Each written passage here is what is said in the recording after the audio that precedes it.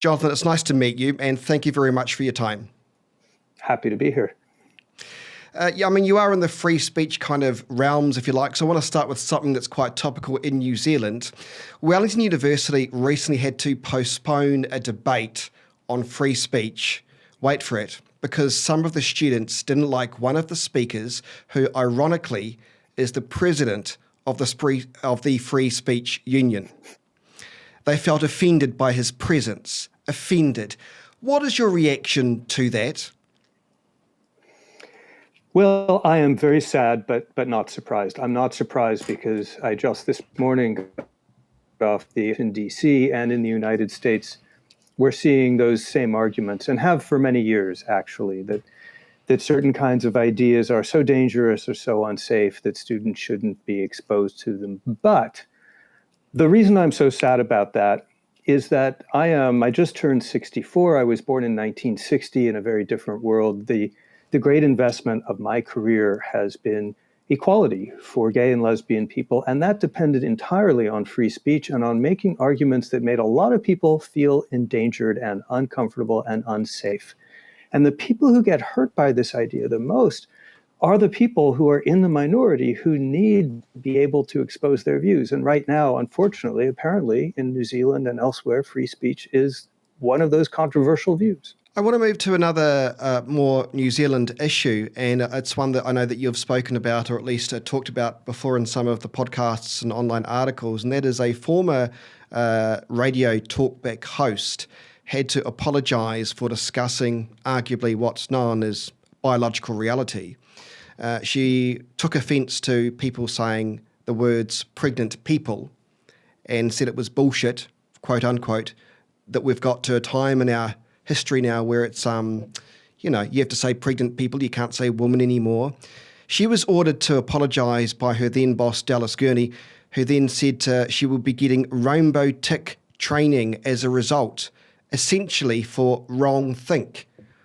I wonder what your reaction to that is, because that seems to be similar to what's happening to the US. If you think wrong, you get training to think better.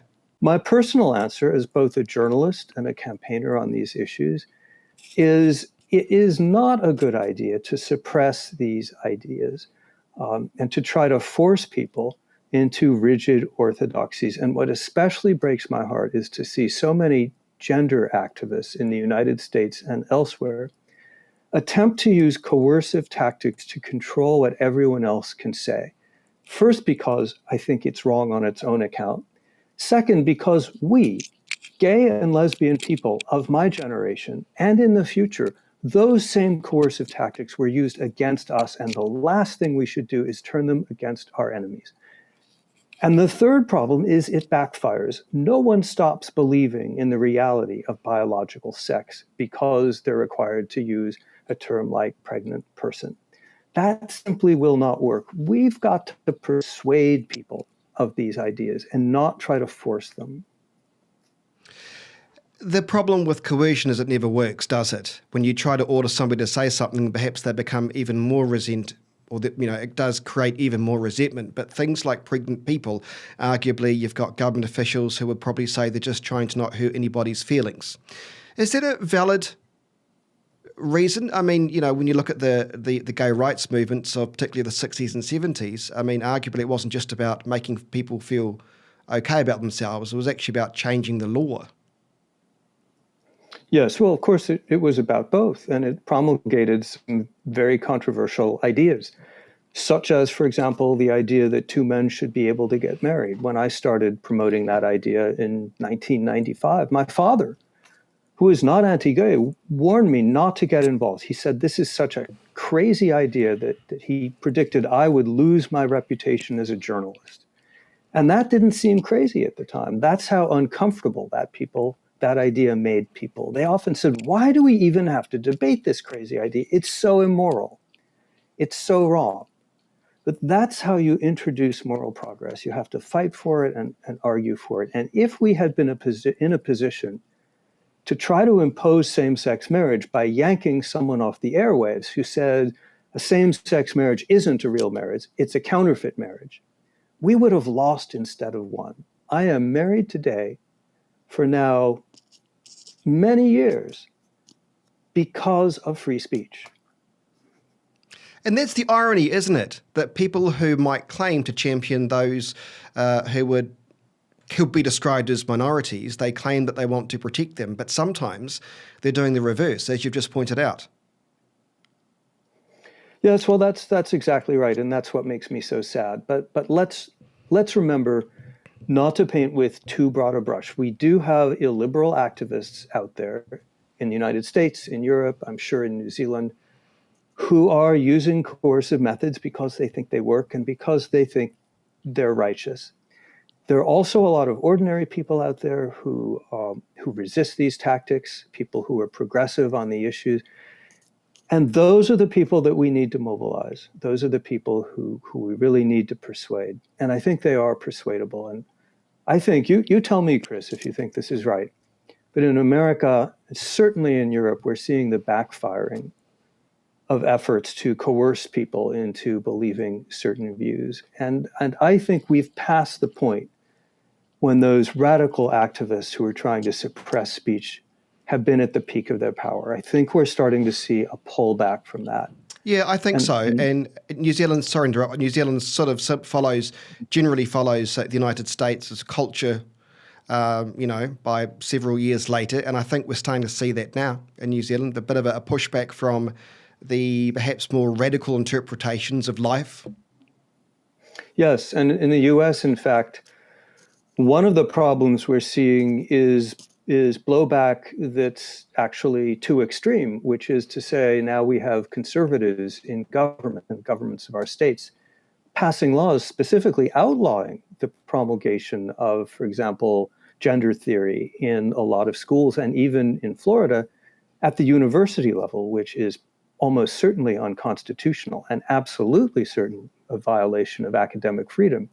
So now we're seeing backlash in the opposite direction. And the question is going to be, Chris, can folks like you and me and the listeners to this show, can those people get together and begin to inflect this debate back toward the open society, where we're not using social coercion on the one hand and legislative coercion on the other hand, and we can just have this debate? I don't mind people who want to say what their preferred pronouns are. I'm not going to use wacky pronouns like, I don't know, fish gender and some of the things that people propose. Oh, come on, nothing wrong with that. What's really getting people's hackles up is the feeling that they're being coerced into stating pronouns or using what are nonsense pronouns. So I'd like to live in a world where someone can tell me that they would prefer a they, them pronoun, but it won't be treated as a major crime if I opt not to use it. This should be something that we should be able, again, to debate and argue about. And it's sort of the coercive nature of it, which I think is what's really, really gnawing at people. As you say, there's sort of a backlash and perhaps a swing to perhaps more mainstream ideas as opposed to other ideas that sit either far left or far right. But as you say, I mean, you hear in New Zealand talking about, freedom of speech, essentially.